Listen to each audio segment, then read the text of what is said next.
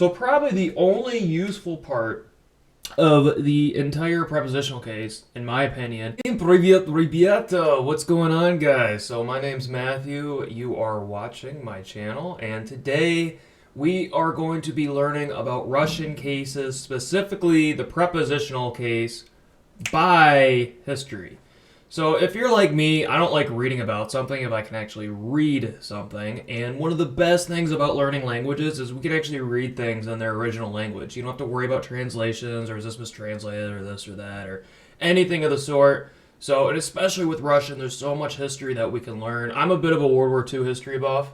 So we are going to read the Molotov Ribbentrop Pact, which was originally only written in Russian and German. So if you're reading it in any other language, it is a translation. It's only like a couple pages long. So instead of relying on a history book, I figured why not learn one of the cases, which we have not started yet, by actually using history. So anyway, for pretense, what is the Molotov-Ribbentrop Pact? If you don't know what it is, or if you're not really interested, I'll try to make it real brief for you. Long story short, in August of 1939, Hitler was in power in Germany, Stalin was in power in the Soviet Union, and they basically formed a non-aggression pact. Basically that meant that, hey, we're not going to attack each other, we're not really allies, but we're not enemies either. And then in that non-aggression pact, there's like a secret second page that basically stated what they're going to do in the future. And part of that was splitting Poland in half. Germany's going to take half of it. Soviet Union was going to take the other half of it. And basically stated where the boundaries of the new spheres of influence would be, albeit Finland, Estonia, Latvia, Lithuania, and Bessarabia would be basically under Soviet control. And they would leave the rest of Europe alone for the Germans. So that is what the Molotov-Ribbentrop Pact is. So instead of talking about it, and you can see the map here basically, Poland's right in the middle. Obviously it was during Soviet times, so Belarus and Ukraine were part of the Soviet Union, and they basically drew a line in the middle of Poland. So a month after basically this was ratified, what happened was Germany basically surprise attacked Poland, and then a few weeks after that, the Soviet Union came in from the other direction and kind of cleaned up. Obviously, Poland did not really have much of a chance. And actually, the occupation of the Baltic countries lasted all the way up until 91, 90, basically whenever the Soviet Union collapsed. So this did have some long-standing effects, including the Cold War, which actually resulted shortly afterwards, which Finland was able to save off the Soviet Union, but they lost some territories on the way, and those territories are still a part of modern-day Russia. So this is actually very relevant, especially with what's going on in things today. So why not read about it? So to get the actual document, I literally just Googled it, or Yandexed it, I should say, in Russian, and this is the actual document right here. And unlike a lot of stupid laws that we have in place today, they're like 1,000 pages long, this is like literally 2 pages. So very nice, easy to read. This is the website where I copied and pasted off of. These are the 7 official articles that were released. And in the back here, this was basically the secret edition of what was going to happen. And the reason both parties were a big fan of this is the Soviet Union was basically dealing with a threat from Japan on the one front, and Germany was waiting basically for the West when they invaded Poland. That's technically the start of World War II, and they really only wanted to fight on one front. Now, obviously, in retrospect, a few years later, Germany ended up getting a little egotistical and invading the Soviet Union regardless, so it didn't really do much for them.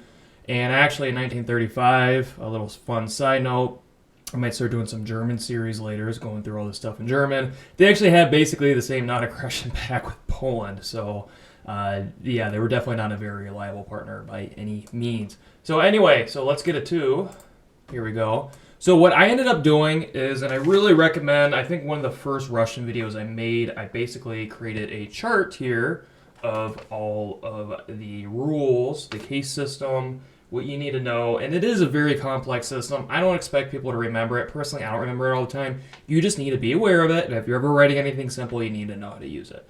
Now, are you going to remember this entire thing? Like, if I went up to a Russian person and was like, oh, what's the, instrumental plural spelling rule for this word? Like, they're not going to have any idea what I'm saying. To them, it just sounds right, and that's how they use it. So, anyway. let's get started. So right off the bat, and the reason I'm starting with prepositional, by the way, is I feel like it is by far the easiest case, other than nominative, which is literally just normal. So prepositional, for the most part, very general basic rule if you're struggling with it. After a preposition, if you have a noun, just add E. And then after an adjective, it is either right here, if it is in the masculine or the neuter, or oi if it is in the feminine. And then ich, you would add the k, which looks like an X at the end of it if it is plural. So that's basically the rule. The way I like to remember it is when in doubt, just use E. But anyway, so basically we need to know prepositions first. So the main premises, and let me go to the prepositional case, RussianLessons.net, which is a website that I strongly recommend, has some very basic Russian rules to get you started. And this is basically what they say. If it's O, which means about, or V, which means in, I'm not going to go over the alphabet, I've already went through that in another video, or na, which is at, means at basically, or on, might be a better translation for that, then you need to use the prepositional case afterwards. Why do you need to use this case? So basically, this is like a conjugation, kind of like the verb conjugations, but for nouns. A lot of languages don't have this. Most Romance languages don't really have to worry about this. German does have it, albeit they only have a few cases. Russian actually has a couple more. And it is a gigantic pain in the butt. Honestly, this is my least favorite part about Russian by far. The cases are absolutely stupid. I hate using them, but it's a part of the language. So suck it up. If you want to learn language, it is what it is. So add E if it's masculine, I already said that. And the cool thing with prepositional, first thing, a preposition is pretty easy to figure out. It's not like the accusative case. Well, if it's the direct object of the sentence, use the accusative case. Well, it's the direct object. Preposition, again, there's basically these three words that we have to worry about.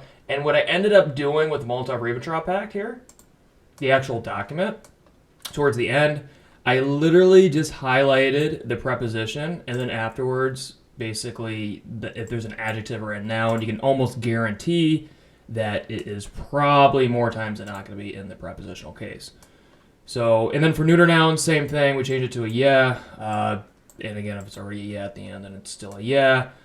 Like I said, the only odd thing about this is for plurals, you have to use a k. Now, the good thing is, this is, I believe, the only nouns where they get conjugated. There is 6 cases, by the way. This is the only noun that has a k ending at the end. So if you do see a noun with this ending, it's a large chance it's plural, and it's a very big chance that is also in the prepositional case. Now, these are the pronouns for it. I don't really think you're going to use the pronouns in the prepositional case too often, and they're actually pretty identical for the most part. I shouldn't say for the most part. Some of them are very similar to the datative case, which is a case we will talk about in another video. So let's get started reading the actual document here. Now I like, instead of doing something out of a textbook, I like real life examples. And like I said, to me, this is just really interesting because it's something that literally shaped the course of history, and we can actually read the original version of this instead of having to rely on a translation. And we can learn the prepositional case, or any case by that matter, through reading this. So instead of reading out of a textbook, why not use something realistic? All right. So our first one is dogovor o napadini. Again, if you're struggling with any of these words, and if you don't even know what case it is, if you go into here, napidinia, which obviously it's not a very common word, it means non-aggression, right? So a good way, if you split it up, napidini, that means attack. Ni means no, that is a word, not. That is a word you need to know. It comes from niet, da, niet, yes, no. You should know that one. Should be able to piece this word together. But if you are struggling, again, and you will get the normal nominative form down here. This is why I find the index is so powerful, especially when you're trying to learn Russian. The translator, I feel like, is very good at telling you exactly, oh, this is a noun. It is, again, in the neuter format, and obviously it is conjugated here. If we look at our conjugation chart, and we can tell by the ending, yeah, you would conjugate to this. So just a little trick. Some of these are odd, and the cool thing about this is it's not like out of a textbook. You're not going to start off with easy ones. Like, you're going to get a little mixture of everything. I've actually put together a list of about half of these are from the actual Molotov Ribbentrop Pact, while the other half are just some examples to fill in the gaps. But I was actually able to get a lot of these from the Molotov Ribbentrop Pact, which is really good for learning purposes. So that is our first one. It's kind of an oddball. Again, if you have the chart, it is on the chart. You can see that. And then we go here. So basically, this is saying the wishes of peace between USSR and Germany. You need to be careful with this. So между, it is not on our list here, and it kind of means like an in-between. It's very easy to get the prepositional case and the instrumental case, which we haven't even talked about yet, mixed up.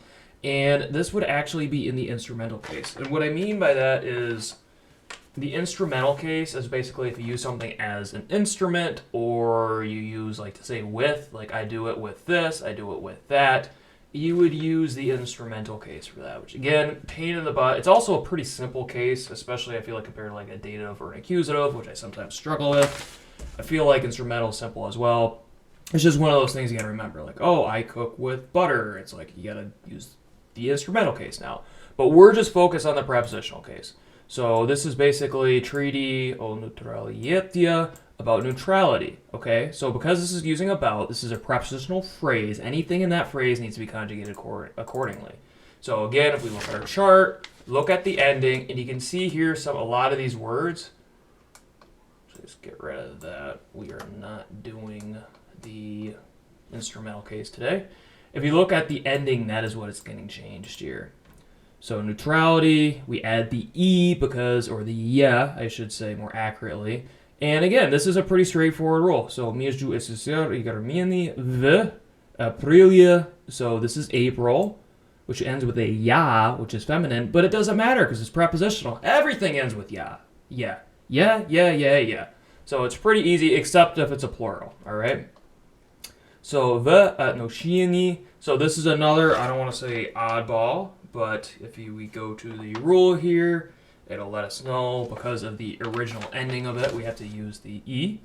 So we keep on going here. And there's a lot of cases in this, by the way. So I'm only going to cover one because I don't want to confuse anybody. It gets confusing enough as it is, but there's a ton of genitive case and accusative, and there's a lot. Zaključenova, that's an adjective of the genitive case. I might do that one next.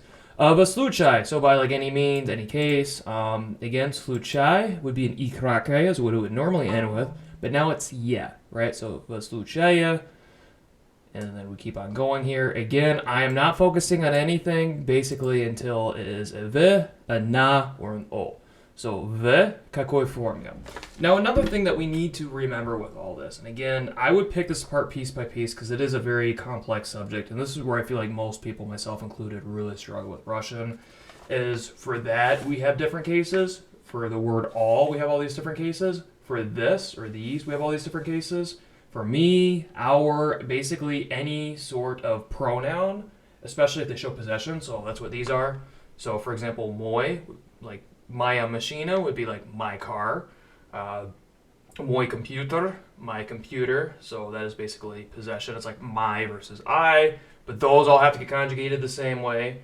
Adjectives have a completely different conjugation. You can see where this is starting to get confusing now. And then we have nouns, and then there's different forms of nouns. For example, we already had two oddball ones. The first two, I would say, are kind of oddball, sort of. Отношения, that's kind of an oddball one, because if it's an after a specific vowel that is iya or iye, then we use e instead of yeah. So there's all these weird rules, and it does get very complex. That's why you just need to be aware of this. You don't need to be an expert at this. You will get a hold of this after enough immersion, just naturally, but you do need to be aware that this exists. So a good form, I would say our first real adjective, the будущем в контакте. So будущем, again, that would be a masculine, and then в контакте, that's easy. So in contact, друг с другом, basically with each other. We'll get that's instrumental also. Actually, I might use the same one for instrumental because there's a lot of great examples here. O вопросах. Now this is important, what you need to know with that k sound at the end. That is plural. So this is to inform each other about questions. Вопросах. Now if it was вопросье, then it would be one question. But this is ach. So this is plural. Again, it has that k sound. It is prepositional, and it's in the plural. It's really the only case that uses that. So keep that in mind. That is nice to know. them about general interest. So now we're on to the fourth article, and we've already went through pretty much every prepositional phrase here. В какой-нибудь, in which something, группировки, держав, которая, в случае, again, we went through this in the second article, some repetition here. В порядке, like in order, in a row.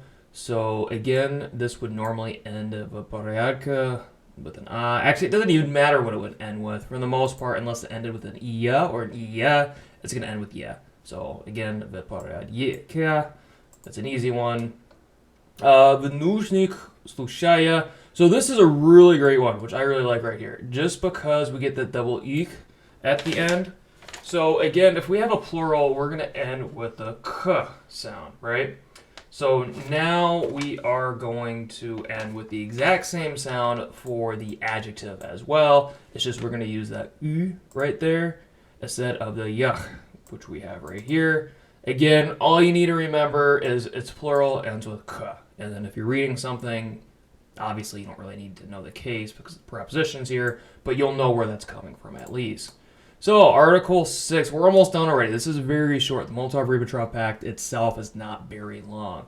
So the speed, now this is kind of a misleading one, and that's why I highlighted this on purpose. This really isn't the prepositional case. Russian has a lot of weird things that I'll get to in a little bit, which are misleading prepositional cases. They use what we think are prepositions, but they don't use it in like a prepositional format, if that makes sense. So we'll get to that in a bit, but you can tell for age, for example, when you say some things like something years old, not 10 yet, this is 10 years old, we would say na, but we're not using that as a preposition. So just FYI, if you ever write anything, now you know. Again, we kind of have the same thing here. Nasledushia 5 лет. Again, we're talking about the age of something for the next 5 years.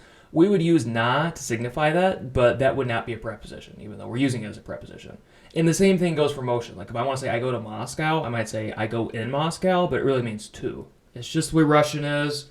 The reason it's so complex is not necessarily the alphabet or even the words, even though some of them are very long and they drag on.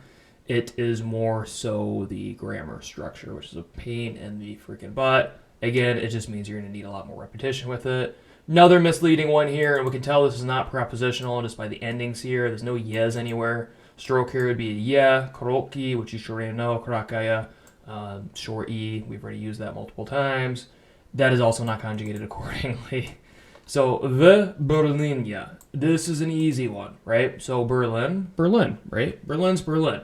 But it ends with a na, which means it is a masculine noun. Now it's in the prepositional case, so if it needs to happen, that's what this says, need to happen in Berlin. So that's exactly what this means. Договор вступает, so the treaty enters, в силу. So again, another misleading one, the silu. So I know this is the accusative case, or another case. I'm pretty sure it might even be dative, but it is not the prepositional case because it doesn't end with a prepositional case ending. So instead of meaning in the power, it means to the power. Again, we have not went through the accusative case or the dative case yet. We'll get to that later.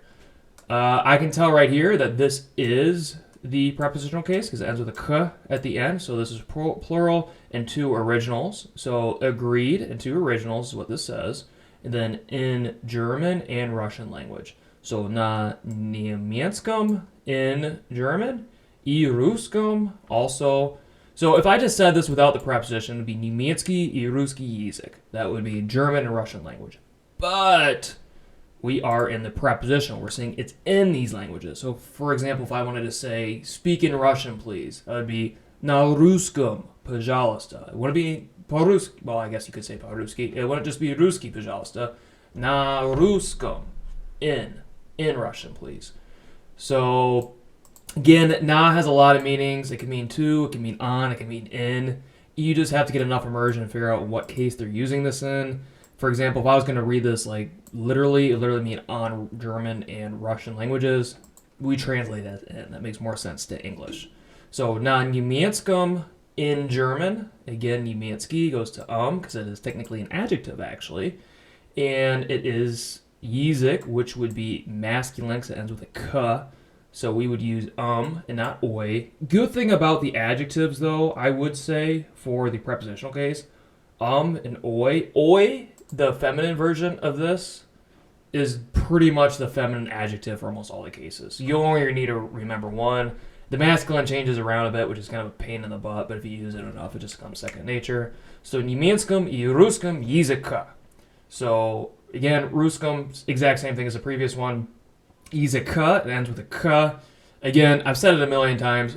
Don't get a 5 out of 5 on the Zapadny Spion, but it's k at the end, and if it's after a prepositional, I'm almost guarantee you it is in the prepositional case. So now you know v. So this would mean in Moskvia. Now if this said like v Moskvu, that'd be a different story. But it's Moskvia. Again, it ends with yeah. I know it's a preposition now. Okay. So now we're on to the last page. So this is the best part of the Molotov Ribbentrop Pact, at least from a history perspective. In reality, it's probably the worst part. This is the secret addition protocol to the Treaty of Neutrality between Germany and the Soviet Union. That's literally exactly what this says. So again, misleading. I should probably unhighlight that. That's instrumental. При подписании договора о, so we have the same thing about the neutrality between Germany and the Soviet Union. And then both sides discussed the строгого конфиденциальном порядке. Now that is a tongue twister right there. Okay? In the strictest confidential order, basically, is what that says. So this would be kind of an oddball. Actually, I want to say that's the genitive masculine. So we're going to skip that. That's kind of an exception and a little bit above what we're talking about right now. But these two, конфиденциальном порядке, ends with so if it ends with it is an adjective in the masculine case. Порядке, it ends with yeah. So again, obviously it's prepositional.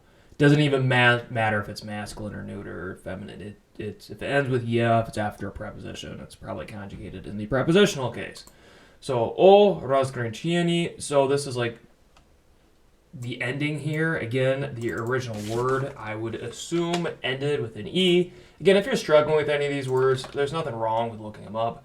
So this is the distinction, the differentiation. And again, if we look at the original word here, this is the nominative form. Because it ends with E, then we have to use E for the ending. And that's what it says in the little rule sheet here that I advise everybody get printed out. So that is our third time. Actually, I think even more than 3 times. We have read it with this case ending with the E. So I would strongly recommend that you learn that just because obviously if you're reading through this, you're going to be seeing that a lot. Next one. В Восточной Европе. So this is that oil I was talking to you about. Which is what we had up here. That is masculine. This is feminine, right? So it is masculine. I believe it's neuter as well. And then this is feminine only. So Восточной. The good thing though, in almost all cases, I've already said this, use the oi. So once you know this, you know this. Восточной, again, it would be Европа. Now it's Европе. Okay? And then we keep on going here. So basically this is the, how they're going to partition the interests between Nazi Germany and the Soviet Union. Is basically what they're saying here. В again, we've seen that a million times. So this is a red alert. Again, we can tell by the conjugation here, this is not prepositional. This is stuff. That's not prepositional. This is probably the most important part of the entire pact here. The pre-Baltic governments, Finland, Estonia, Latvia, Lithuania, the northern border of Lithuania. One time, basically they're saying that is going to be the border between Germany, German interest, and Soviet interest. That being said, we know in history, though, that the USSR really struggled with Finland, and that didn't really end up very well. But we're reading it right now, and we're not reading about it in some history book. Like, this is the actual writing, which is taken from the original text, that, hey, we are interested in these 4 countries. It also says that Germany, if we go down here, again, to Veslucia, again, we've used that a million times. The interest of Germany will be to bring the line. Okay, so this is showing the exact rivers, I think, in Poland that they're going to draw the line on. That is what that is saying, which is really interesting to read. And then we keep on going. The interest. So this is basically in our interest. Again, this is interest plural. I know that because of k. Plural k. Prepositional plural k. Just remember that. Don't be a zapadny shpion. And we keep on going. Vytechenia, again, that would be kind of a misleading one. В всяком случае, so this is one, actually this is a full phrase that you might want to remember. We're not going to get into, if you have double consonants, you're supposed to put an O basically after a V. We're not going to get into that yet. You might want to be aware of it, but it does not really pertain to this lesson. So anyway, this is a very common Russian phrase that basically means in like any case, or it can also mean anyways, or that's basically what the entire phrase means. I mean, if we split it apart, it kind of means in all cases, is basically what it means, in any case. So anyway, в всяком случае, both governments will decide this question in the order of friendly agreements. So we go down. We only have a couple more at the end. Again, this is a very short document. And whenever you're reading anything in Russian, I feel like it's a good exercise to do this just to figure out what case is what. Because when you get this in immersion, it's going to be bam, bam, bam, bam. And one of the advantages about reading is you actually get time to think about things. So, Oyopolnoy again, I can also tell you right now, this is not necessarily, this might be in the, this is actually in the prepositional case. I stand corrected. So again, we got to be careful with the prepositional case. So this looks like it might be a prepositional case, but I can tell right now, because it is not using the proper prepositional case pronouns, it is not. So it is in another case. But down here, again, we have the k and we have a k. What does that mean? I've said it a billion times so far. Plural, right? So in these oblasts, which is like areas, regions, states. So it was basically saying Bessarabia goes to the Soviet Union.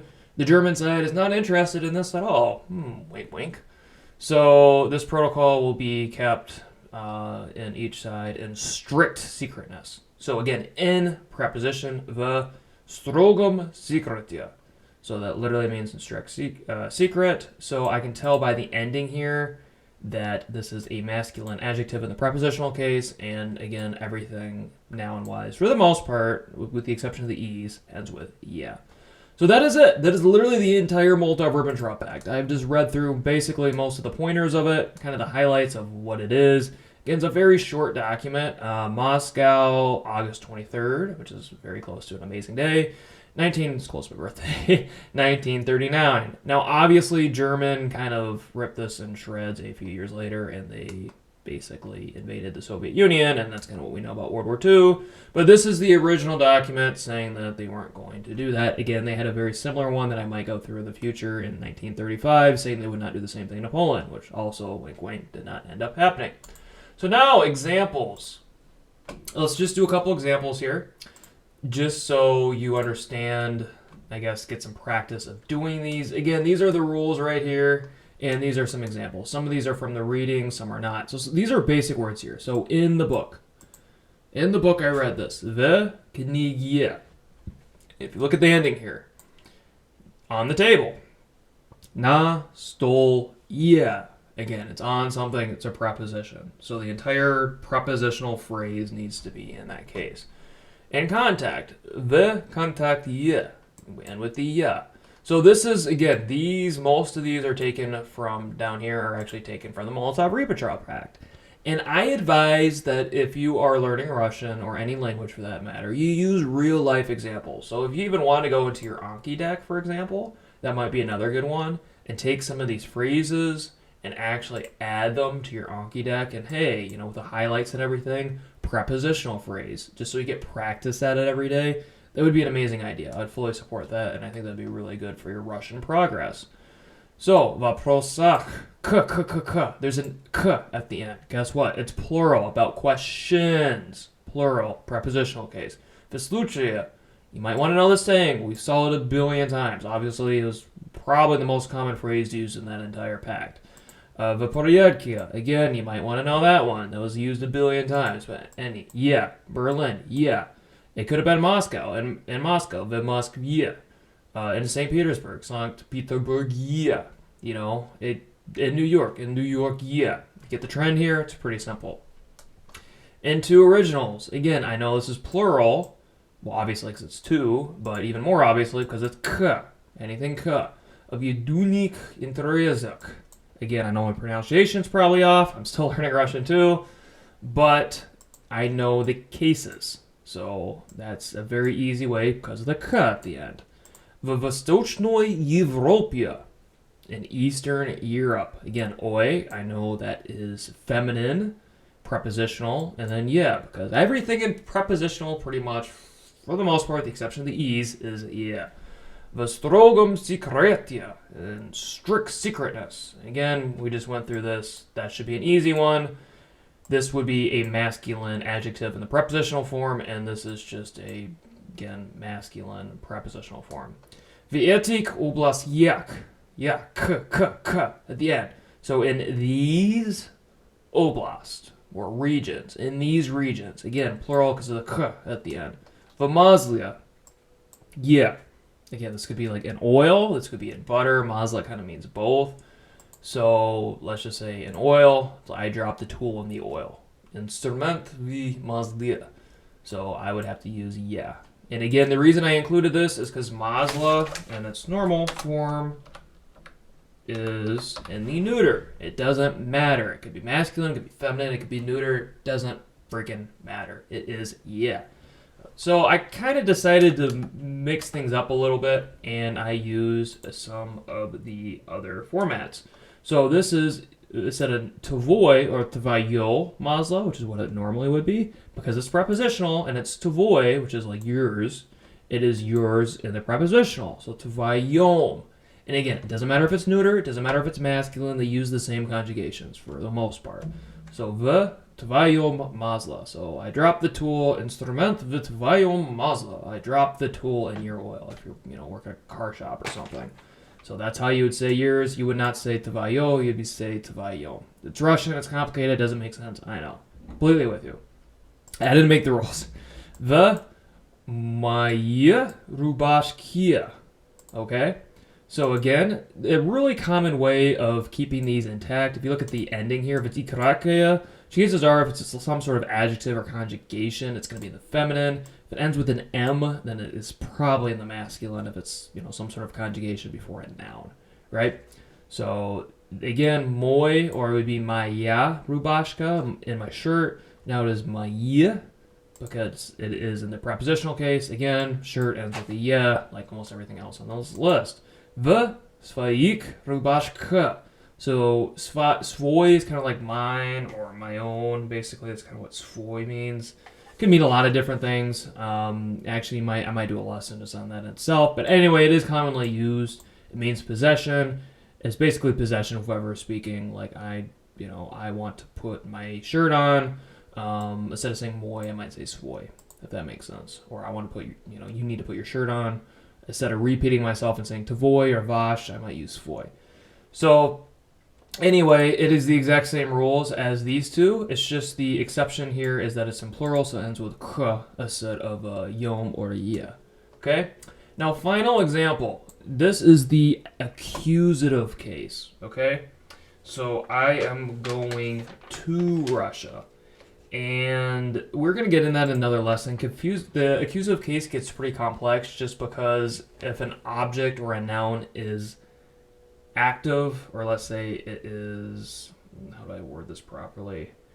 If it's animate would probably be the proper way of phrasing it, versus if it's inanimate, if it can move by itself or if it can't move, then you would conjugate it differently, which is so stupid. I don't know who the idiot was who decided to do that. But because of that, I'm going to save the accusative to a little bit down the road. But long story short, what it means is I am going to Russia. I'm not going in Russia, I'm going to Russia. That's basically long form, trying to boil it down into something short. That's what this means. And the reason I know that is, yes, it's using ve, but at the beginning of the video I said ve or na can mean a lot of different things. Like I could say I'm going to Ukraine, like no Ukrainia, or Ukrainu. It would not be, depending on the ending, would be if it's prepositional or if it's accusative. So probably the only useful part of the entire prepositional case, in my opinion, is differentiating between whether or not this is a prepositional or if it's showing like some sort of direction or movement towards something. And the reason we can tell the difference is by the ending here. Okay, so we're at the Россию right now, right? So let's say we change the ending. So the nominative form would be ya, right? This would be wrong. This is the nominative form. If I actually wanted to say I'm going in Russia, again, this ends with the iya. Iya, I would conjugate like that. And that would be in Russia. Again, I thought this was kind of more of an odd case, but after reading through the Molotov Ribbentrop Pact, this was very common with an iya at the end or an iya at the end. And if you want to double check that, if you go to the Wiki Slovar, and we can see right here, one time, that's what this means, one number, multiple numbers, so this would be the singular, Rasi, so Rasi in Russia. In Russia, this happens, right? And предложный, which is right here, would mean the prepositional case in Russian. So предложный падеж, prepositional case. So I would actually, again, all these case names, I would add them to your Anki card. And I mean, you can easily go through, take it, one side, other side, add it. Just so you have it, just so you remember it. So that is pretty much it. We have read through most of the Molotov Ribbentrop Pact. We've got a crap ton of examples from this. And you can do this with any Russian grammar rule, by the way. Just read through something that you wanted to read in Russian anyway, or some sort of speech, or some sort of a historic, whatever you're interested in, a TV show, it doesn't freaking matter. Whatever you want. And basically just find the cases or the grammar rule or whatever you're going, the conjugation, and just get some examples from that. That way you have some real life examples.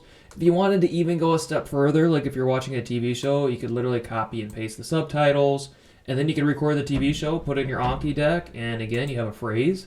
And you also know, you can put in there what the conjugation is. Like, oh, this is conjugated plural prepositional form. You know, bam, after a few of them, you're going to get used to it. And if it's something you enjoy doing it, the entire purpose that you're at, in my mind, all Russian all the time, or ajat, which is where it's derived from, is eat dessert all the time. Don't eat your green peas. If you like playing video games and you do it in Russian, and you can find a crap ton of cases in Russian, and it's really easy for you to learn them because you like playing the game, do it. You know, I like reading history. I'm going to read history. Awesome. So, anyway, that wraps up. Until next time, do встречи и до свидания.